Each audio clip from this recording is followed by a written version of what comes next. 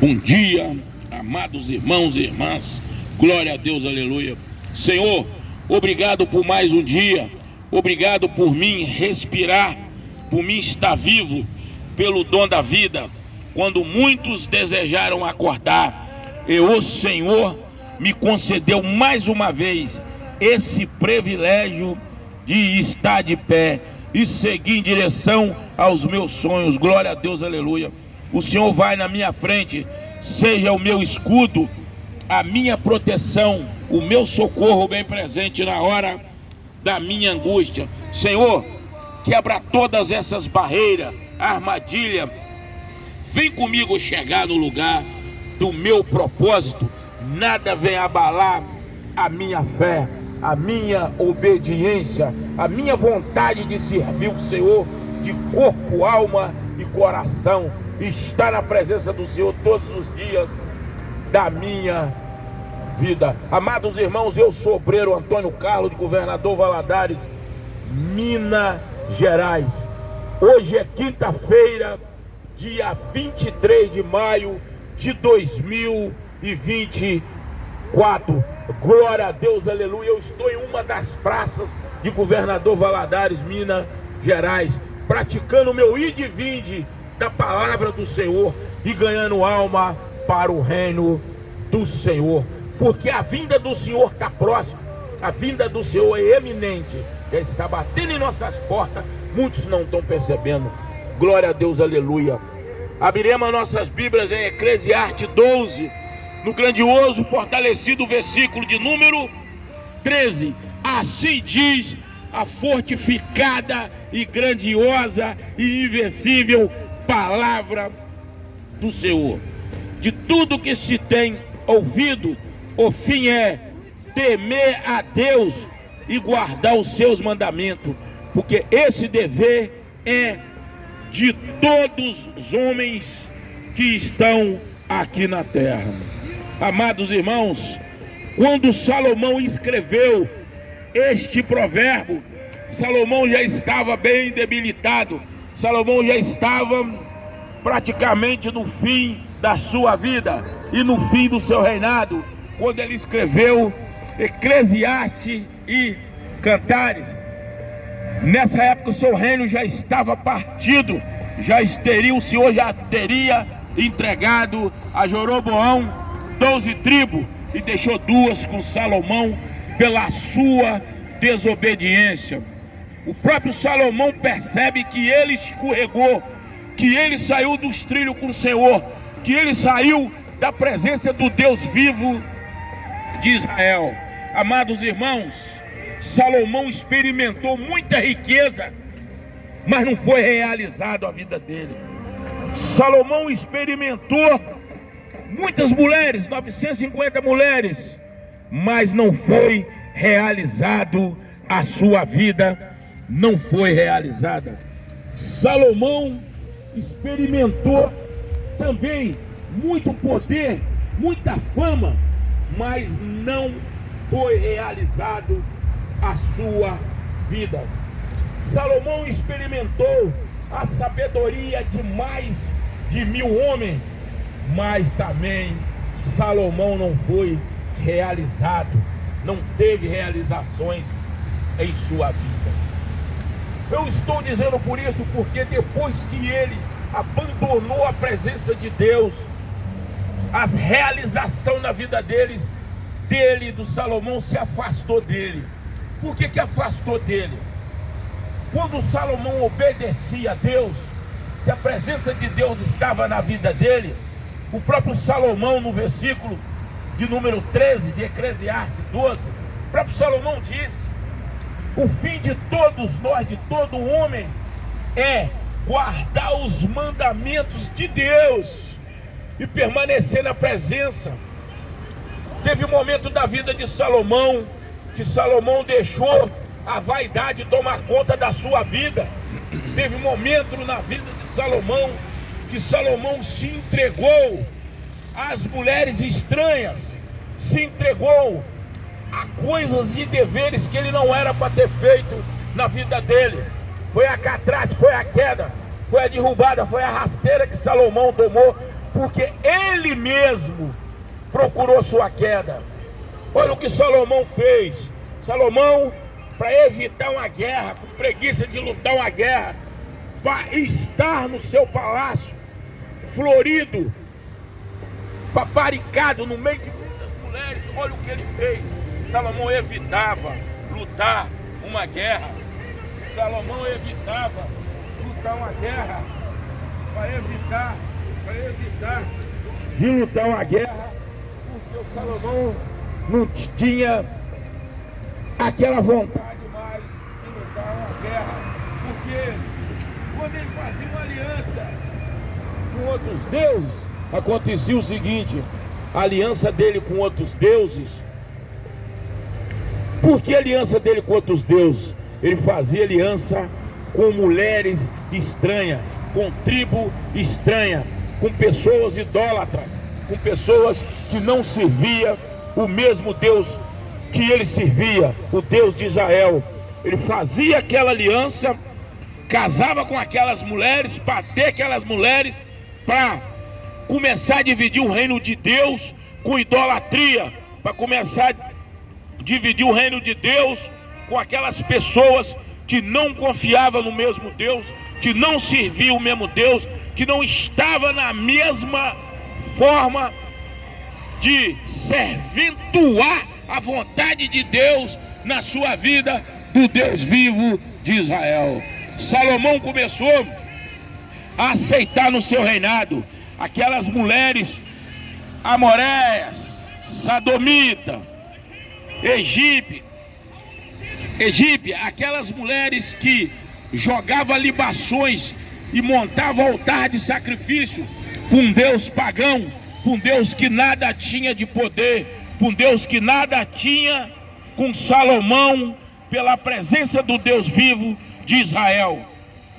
Salomão passou a deixar a desejar.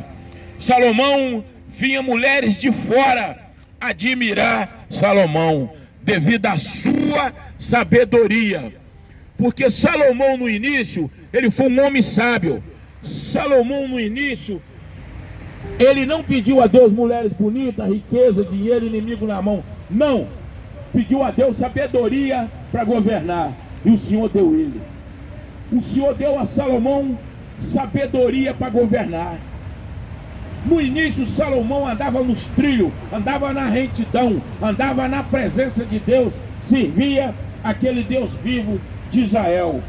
Mas depois Salomão começou deixando a desejar, fazendo aliança com nações estranhas, fazendo aliança com o inimigo de Deus, fazendo aliança com tribo e nações que não teria nada a ver com a presença daquele Deus de Israel na sua vida.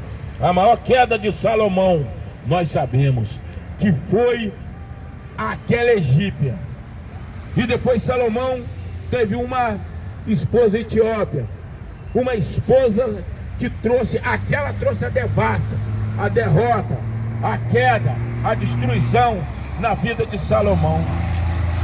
Salomão foi um homem que foi levantado por Deus, porque o pai de Salomão, rei Davi, segundo o coração de Deus, era um homem que o Senhor tinha todo o carinho com o rei Davi. Aí o Senhor levantou Salomão, filho do rei Davi, como um dos homens mais sábios da terra. Mas teve uma época que Salomão deixou muito a desejar. Porque Salomão era um homem rodeado de mulheres, rodeado de riqueza, rodeado de sabedoria e rodeado de poder. Mas ele esqueceu que isto tudo que ele tinha não era dele, é do nosso eterno Deus de Israel, que tinha dado para ele, entre aspas, dado poder, dado inteligência a Salomão, dado uma didática de vida, dado uma presença do Deus vivo de Israel na vida dele. Foi aí que Salomão achou que aquilo tudo era dele, aquilo tudo era conquista humana, aquilo tudo era conquista terrestre. aquilo tudo era conquista terráquea. Não era. Era a conquista de Deus. O próprio Salomão diz que as coisas de Deus não são assim. Em Eclesiastes 12, versículo 6, olha o que Salomão diz: antes que se quebre a cadeia de prata, e se despedace o corpo de ouro, e se despedace o cântaro junto à fonte, e se despedace a roda junto ao poço, e o pó voltará à terra, como, olha, presta atenção, como o era, e o espírito voltará a Deus, que Deus o deu. Ele mesmo sabe que a presença daquele Deus vivo, a presença do Espírito Santo na vida dele, era de Deus e é de Deus. Aí deixou uma grande experiência, uma grande didática, que Deus nunca afastou de nós, mas sim nós que afastamos de Deus com as nossas práticas de pecado. As nossas práticas de pecado é que faz nós se afastarmos da presença do Deus vivo, porque quem afasta de Deus somos nós. Quando nós começamos a pecar, o diabo começa a botar um lixinho.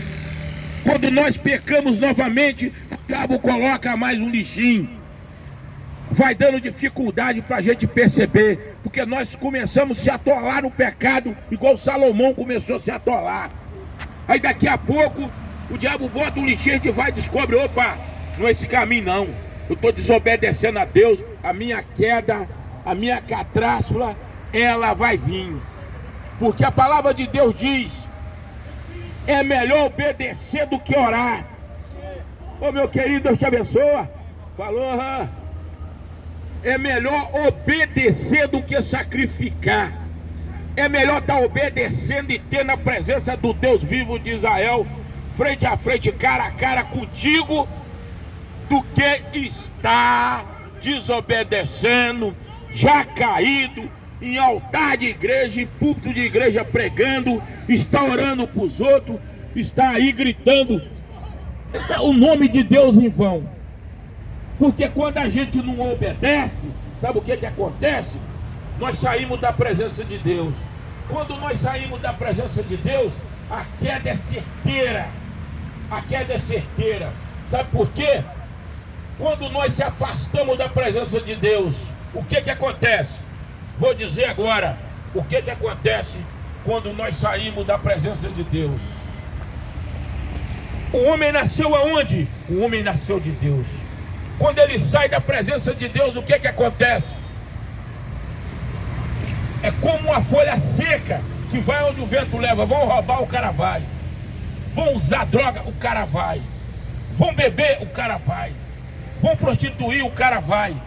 Vamos ficar no meio de pessoas que não é do nosso índolo. Vão ficar no meio de pessoas que não têm a mesma fé. Vão ficar no meio de pessoas que realmente estão te desencadeando da presença de Deus e te carregando para o lado mundano, para o pior lado da sua vida. O peixe nasceu aonde, irmão? Na água dessa lagoa.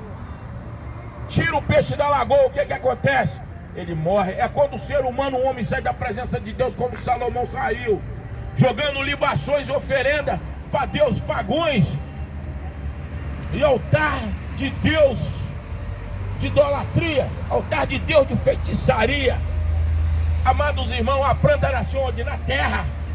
Arranca uma árvore da terra, para você ver o que acontece. Ela vai morrer. Por quê? Quando nós saímos da presença de Deus, a nossa alma fica doente, a nossa alma fica carente da presença do Deus vivo. Porque quem nos freia os nossos pensamentos, quem nos freia as nossas ações pecaminosas, quem coloca um freio na nossa vida do caminho pecaminoso, é o Deus vivo de Israel, é o Espírito Santo de Deus, é Jeová Jiré, é o grandão da Galileia. Amados irmãos, Você quer ser rico da presença de Deus? Você quer ser milionário da presença de Deus na sua vida? Vocês lembram que o Elias chegou, nem orou não, o Elias chegou e falou assim.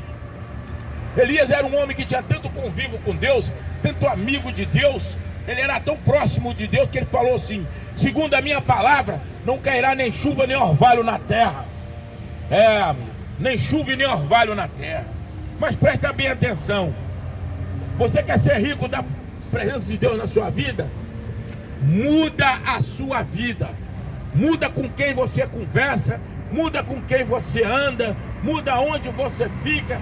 Sai do seu habitat natural e procura o habitat natural daquele que tem a presença de Deus na sua vida, que serve um Deus com uma retidão mais forte do que você. Porque aí a unção dele vai passar para você e você vai passar a trilhar nos caminhos daquele que realmente serve a Deus. Porque não adianta servir a Deus e estar em rodinha de chacota.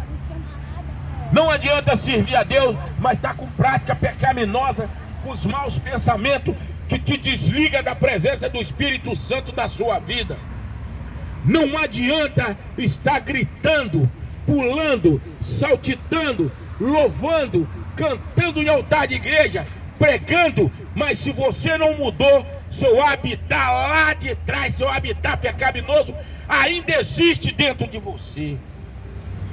Vocês lembram daquele povo que foi tirado do Egito pelas mãos do profeta Moisés? Você viu o que eles diziam?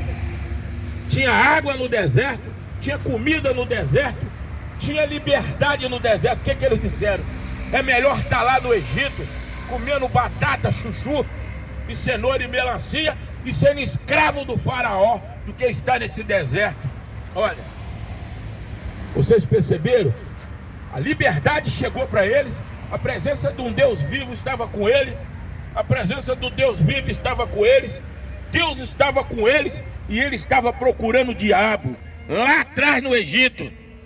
Tem quanto tempo aí? 17. Um Deus vivo de Israel. O que ele estava procurando? Diabo. Lá no Egito, voltar lá para o sofrimento do Egito, voltar lá para trás para sofrer como escravo, e ter seus filhos que nasciam e morriam, porque o faraó mandou matar os meninos que estavam nascendo. Não, repara bem para você ver, existe coisa na vida da gente que nós afastamos da presença do Criador e se aproximamos da presença do mal. O que é isso? Isso aí, você sabe o que, irmão? Nós estamos procurando a desavença para a nossa vida. Nós estamos procurando a pior catástrofe para a nossa vida, quando nós sentimos o primeiro amor e afastamos dele. Amados irmãos, viver Deus, respirar Deus é a melhor coisa que tem.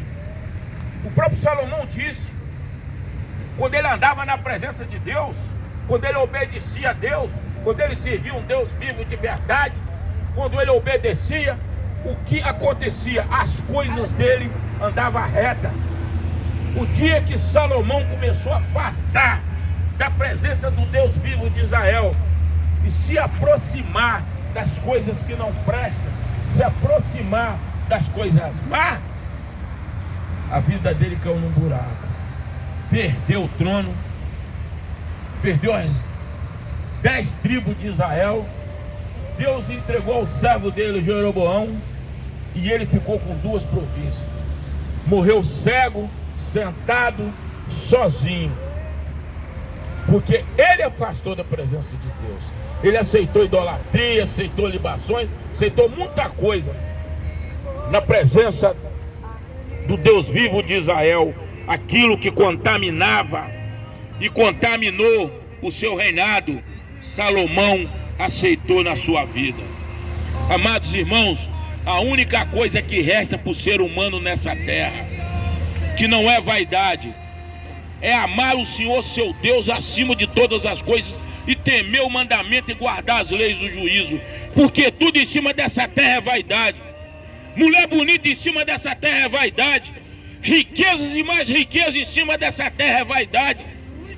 achar que é esperto, que tem sabedoria, que dá volta nos outros, que adquiriu um carro, comprou uma casa. Isso é vaidades e bem terrestre, debaixo do sol. Só existe uma coisa que não é vaidade, irmão: guardar os mandamentos, as leis e os juízos de Deus, conseguir a salvação da nossa alma, porque isso tudo em cima dessa terra é passageiro. Quantas pessoas no Rio Grande do Sul dormiu trilionário, dormiu rico e amanheceu pobre, debaixo de água, sem saber onde morar, onde estava, sem nada. Oh, amados irmãos, nós temos que avaliar os acontecimentos dos outros conforme se fosse o nosso. Não é comparar a vida do próximo como a nossa, não. Comparar os acontecimentos que acontecem na vida do próximo como um ensinamento, um aprendizado, como um sistema de ciência de aprendizado na nossa vida, irmão. Que a minha vida é igual de todo mundo. Eu que tenho que selecionar aonde eu vou, com quem eu converso, aonde eu frequento, o que é que eu falo, aonde meus pés me levam. Eu que tenho que filtrar o que eu ouço. Eu que tenho que filtrar o que eu vejo. Eu que tenho que filtrar o que eu falo. Eu que tenho que filtrar os meus desejos. Eu que tenho que filtrar minhas ações.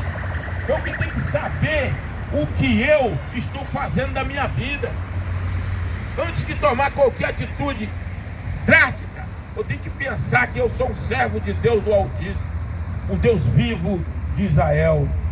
Glória a Deus, aleluia. O meu cinegrafista aqui é o Clodoaldo, que está comigo aqui nessa presença, dessa pregação, buscando esse Deus vivo de Israel, que nos protege, eu e a família dele, todos os dias. E peço, Senhor, que o Senhor abençoe meu grande casamento com a minha esposa maravilhosa, que eu amo demais, a Nenenzinha. Peço que o Senhor abençoe o nosso lar. Peço que a potente e poderosa mão do Senhor esteja sempre em direção ao meu trabalho, a minha borracharia, a minha oficina, onde eu dou continuidade, Senhor, ao meu ministério, onde eu prego, oro, jejuo, ensino de Deus para as pessoas e ganho alma para o reino do Senhor. Onde é o altar de sacrifício do Senhor, onde é o trono do Senhor, onde o Senhor me dá meu sustento físico, meu sustento humano e meu sustento espiritual para mim e o Clodoaldo, onde nós estamos cercados com a coraça da justiça do Senhor, onde o sangue carmesim do Senhor tomou conta do nosso comércio, da minha borracharia, aonde a cada canto da minha casa, a cada canto do meu carro, cada canto da minha borracharia, tem um anjo de sentinela. Porque o Senhor que me guarda da inveja, o Senhor que me guarda da falsidade, o Senhor que me guarda do olho grande, o Senhor que me guarda do olho gordo, o Senhor que me guarda de pessoas fraudulentas, de pessoas que realmente não têm a presença de Deus na vida dele, quer nos estragar, nos derrubar. Mas o Deus que eu sirvo é um Deus de Israel, um Deus que não deixa o ímpio prosperar em cima